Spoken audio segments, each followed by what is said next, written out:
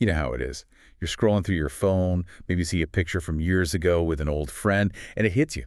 Things have changed, especially as we, get in the middle age.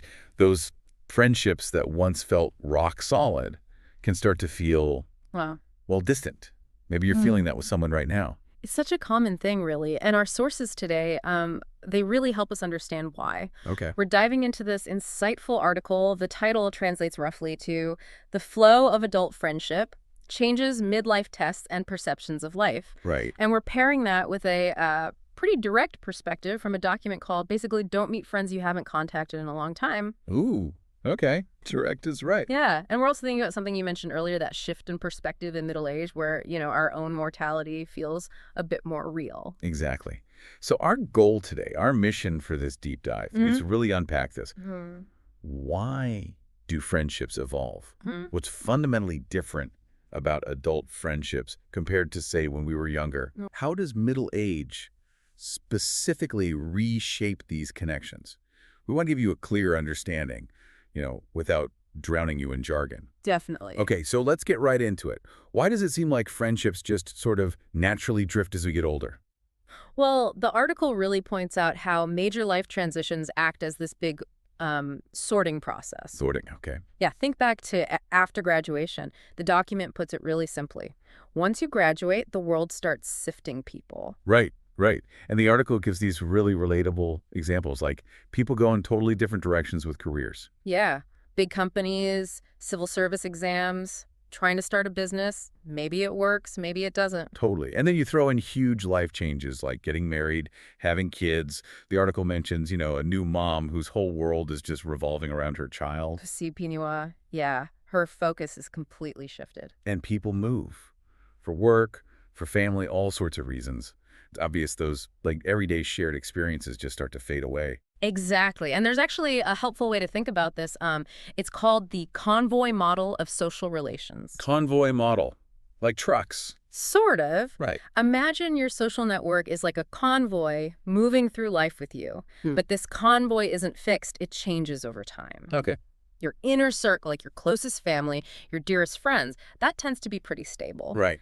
But the outer circles, more casual friends or acquaintances, they're much more fluid. People might join or leave the convoy based on those big life changes we were just talking about. Wow, okay. So the key thing is it's natural for these wider circles to change. It's not like a failure of friendship. Right. It's not personal necessarily. Exactly. It's just life shifting who's in those inner and outer rings. Okay, so it's almost like a natural filtering process for our social lives.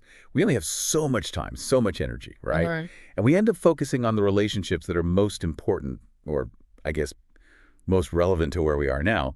The article calls it natural differentiation. Precisely. It's about strategically reallocating those limited resources, time, energy. Yeah. And this ties directly into something you brought up, that feeling of it's hard to recapture the feeling of the past with some older friendships. Yes, totally. It's like you have all these shared memories, but when you actually get together, that spark, it's just not quite there anymore. And the document hits this nail on the head. True feelings are not sustained by memories, but by growing together. Growing together, not just living off the fumes of the past. Exactly. Think about childhood friendships. They're often just based on being in the same place at the same time, same school, same street. Yeah, convenience almost. Right. Adult friendships often need, different foundations. That makes total sense. It's not just about reminiscing about that crazy road trip from college anymore. So what does it take then to maintain those adult friendships that actually last? Well, Mel Robbins has this really useful framework, her 3 elements of adult friendship. Okay, 3 elements. What are they? First, there's proximity, just being physically near someone, and the huge time investment it requires. Time, right. She points out it takes something like 50 hours to go from just an acquaintance to a casual friend. 50? Okay. And maybe 200 hours to become a close friend. 200 hours. Wow. Okay, that makes all those sporadic attempts at catching up feel a bit inadequate, yeah. Adult life just doesn't have that built-in proximity that school or uni gave us. Right. No forced closeness anymore. So fundamentally, these friendships need effort, maybe a shared life stage, and that spark. If any of those really drops off, it gets much harder. Okay, so proximity is one. What's next? The second element is timing. Being in similar life stages, having aligned priorities, schedules. Yeah, that makes sense. Think about a friend who's deep in the toddler years. Their day-to-day is just worlds apart from someone traveling constantly for a demanding job. Yeah, trying to make plans can feel impossible. Your lives just aren't synced up at that moment. Exactly. And the third element is energy. Energy, like chemistry. Yeah, that chemistry, that vibe you have. The document talks about the awkwardness of those painful, awkward conversations. Oh, I know that feeling. The forced chat. Right, where it says, what you talk about, I'm not interested in. What I care about, you don't understand. Oof. Yeah. You try to reconnect, but you realize you're basically speaking different languages now. Pretty much. So it really feels like the foundation shifts. It goes from those external things like being in the same class to this more internal alignment in adulthood, shared values, beliefs, goals, that deeper emotional resonance. Exactly right. That's why just having that shared history, that past, often isn't enough to keep a friendship really thriving in adulthood. It's the present connection that sustains it. Yes. Which brings us neatly to the idea of reconnecting with old friends. It's tempting, right? We've all thought about it. Oh, definitely. That nostalgia hits hard sometimes. But that document, it uses this incredibly powerful analogy. It says trying to reconnect is like reassembling a broken porcelain cup.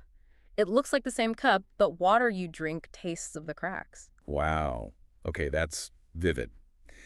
The shape is familiar, but something's fundamentally changed, broken. The article explains it as people having grown different shells. Right. It's more than just different hobbies. It's like we've developed really different ways of seeing the world. Different priorities, maybe even different values. Exactly. And that makes connecting on that same old level really difficult. You might bring up some old embarrassing story, hoping for that shared laugh. And you just get a polite smile. Yeah, polite, maybe slightly distant smile. Or a friend starts talking about a dream they used to have, and you realize, wow, I just don't connect with that vision anymore. It's like looking at an old photo. You recognize the faces, but you're not those people anymore. Neither are they. And that gap, that disconnect between the idealized memories and the current reality, it can lead to real discomfort. You hoped for this warm, easy reunion. And instead, it feels draining. Yes. The article calls it self-consumption. Like it takes more energy trying to bridge that gap than you actually get from the interaction. You leave feeling kind of depleted. So the table in the article, it really sums up these differences clearly. Childhood friendships, proximity, shared activities. Pretty spontaneous, right? Right. Not a ton of conscious effort needed usually. Focus is on fun, shared experiences. Your circle might be getting bigger. Conflicts often blow over quickly. Yeah.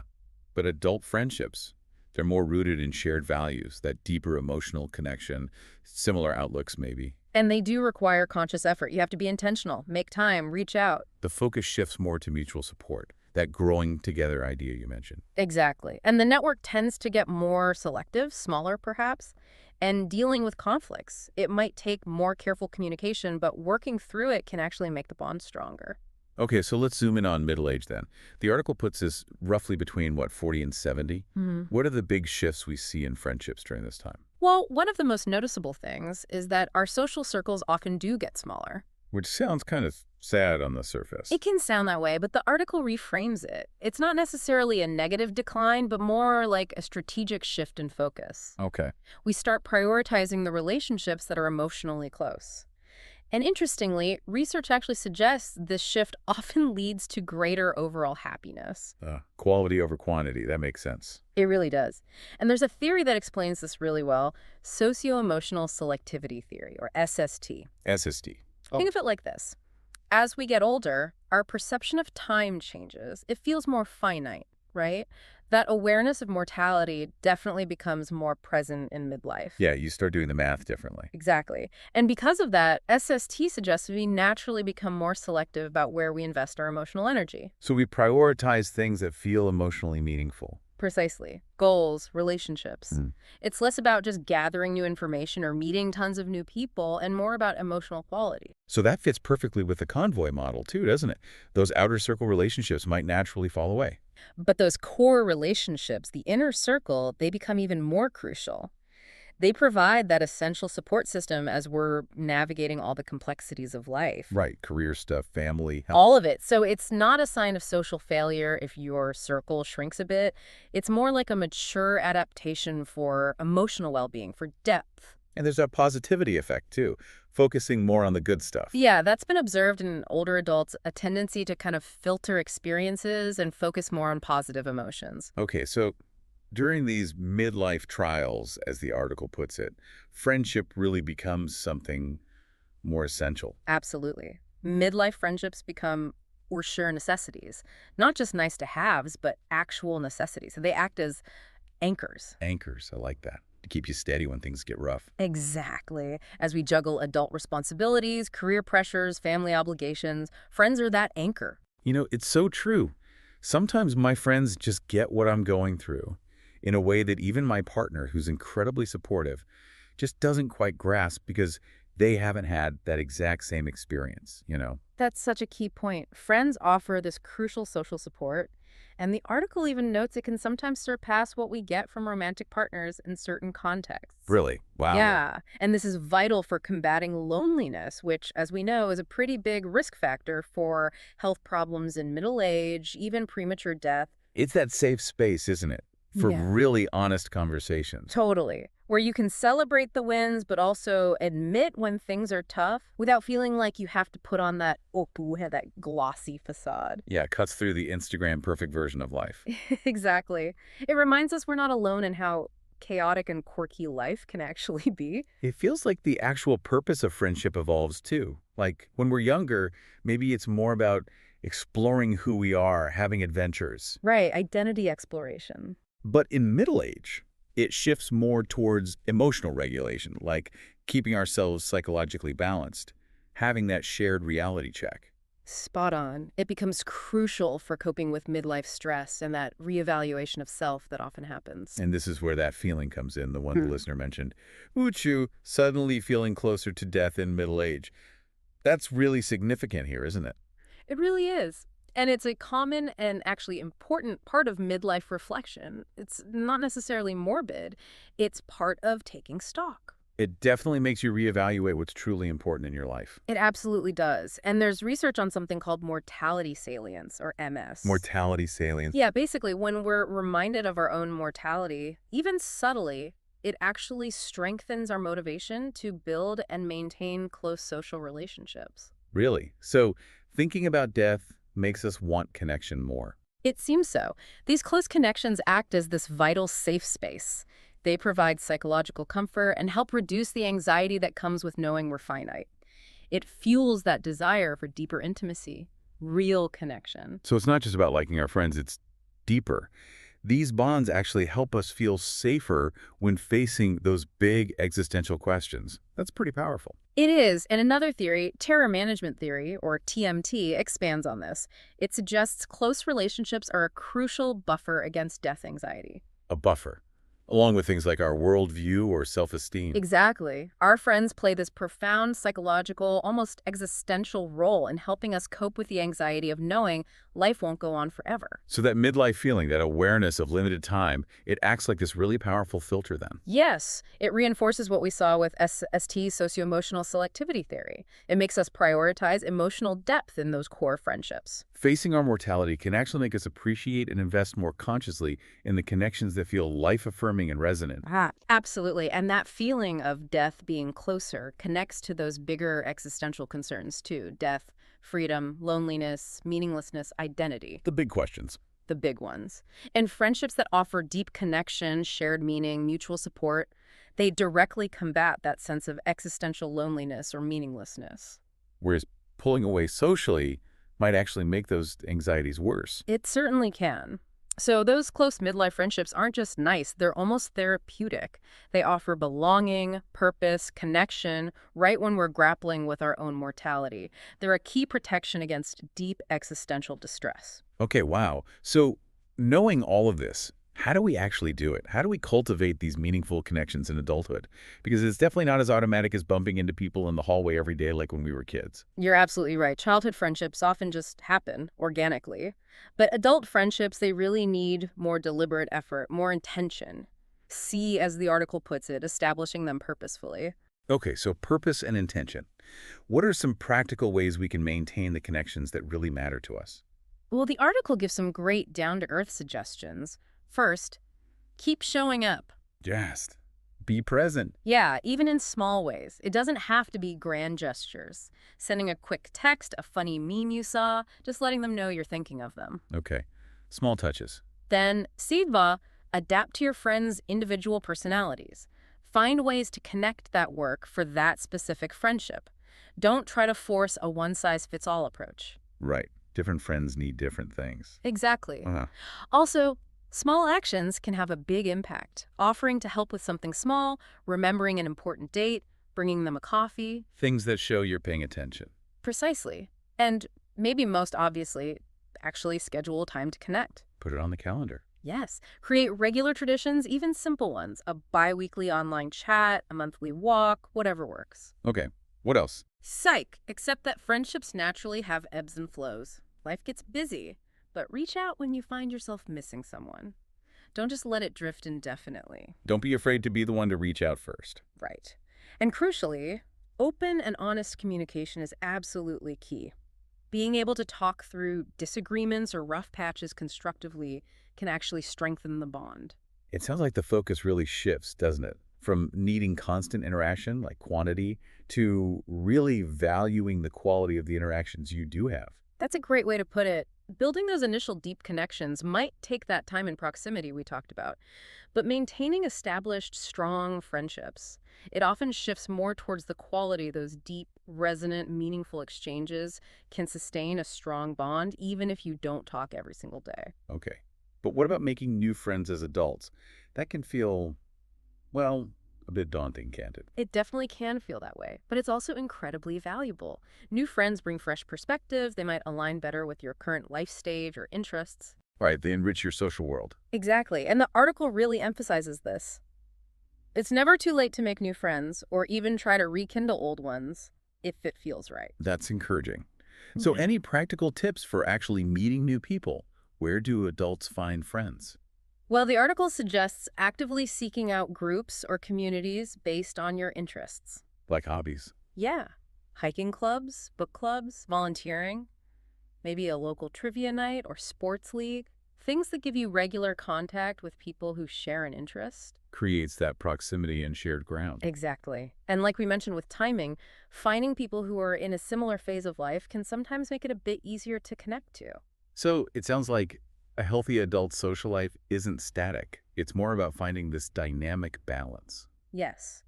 Allowing some relationships to naturally fade, maybe with a gentle goodbye, While actively deepening others that feel really meaningful. and consciously staying open to building new, resonant connections. That adaptability seems key. It supports your own growth, gives you diverse support, helps you adjust as life changes. Absolutely. It fosters well-being and helps combat loneliness. But, sometimes friendships do end. They fade, or sometimes they break more definitively, and that can be really tough too. Oh yeah, it really can. It can hurt just as much as a romantic breakup sometimes. Definitely. And the article acknowledges that. The loss of a friendship, whether it's just drifting apart or something more sudden, it can be genuinely painful. Allowing yourself to grieve that loss is normal, it's healthy.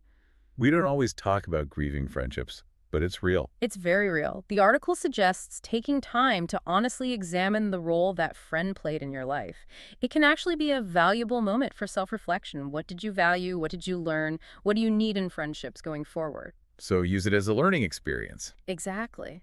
And sometimes taking practical steps can help with closure. Maybe writing a farewell letter you never send, trying to avoid blame, or even setting firm boundaries or cutting contact if a relationship has become unhealthy. Doing what you need to do to move forward in a healthy way. Right. The article frames it as an opportunity for growth, growing into a better version of yourself through that difficult experience. The end of a friendship, especially in adulthood, can actually be a powerful catalyst for personal growth, for reevaluating your needs, your values, even your attachment patterns. Okay, so if we were to kind of wrap this all up, it sounds like the main takeaway is that friendships changing in adulthood is really, really normal. Absolutely normal. It's driven by life changes, by our own growth, and by that natural shift toward prioritizing present connection over just shared history. And middle age brings this extra layer, this focus on deeper, more meaningful connections, partly because we become more aware of time. Exactly. That awareness prompts a focus on quality and emotional resonance. So the keys seem to be intentionality, consciously nurturing the important friendships we have, and also staying open. Open to new connections, and open to accepting the natural ebb and flow of relationships. Well said. Intentionality, adaptability, and acceptance seem crucial for navigating friendships throughout adult life. So for you, the listener, maybe here's a final thought to chew on. Take a moment to reflect on which friendships in your life right now feel the most resonant, the most supportive. Considering everything we've talked about, what small intentional steps could you maybe take this week, this month, to nurture those specific connections?